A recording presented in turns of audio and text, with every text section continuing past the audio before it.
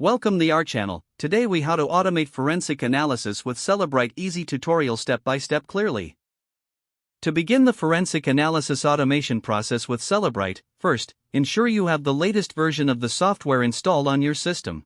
Launch the Cellebrite software and log in with your credentials. Next, connect the device you wish to analyze to your computer using a suitable cable. Select the appropriate extraction method that corresponds to the device type.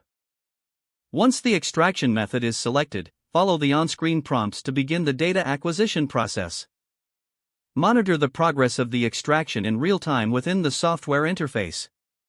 After the extraction is complete, navigate to the Automated Analysis section of the software.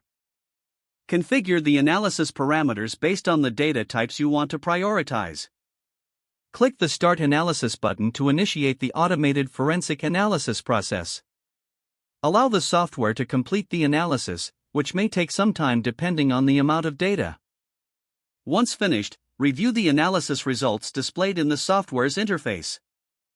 You can filter and sort the results based on various criteria to locate relevant information quickly.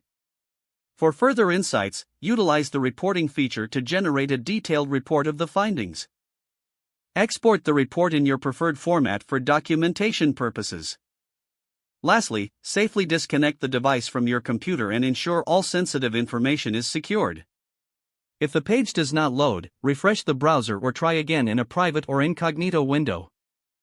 Make sure you are using the correct email address, then retype it carefully to avoid small typos. If your password is not accepted, use the reset option and create a new strong password you can remember. Check your spam folder for verification or security emails, then complete any requested confirmation steps. Enable two-factor authentication if available to improve account security and reduce unauthorized access risk.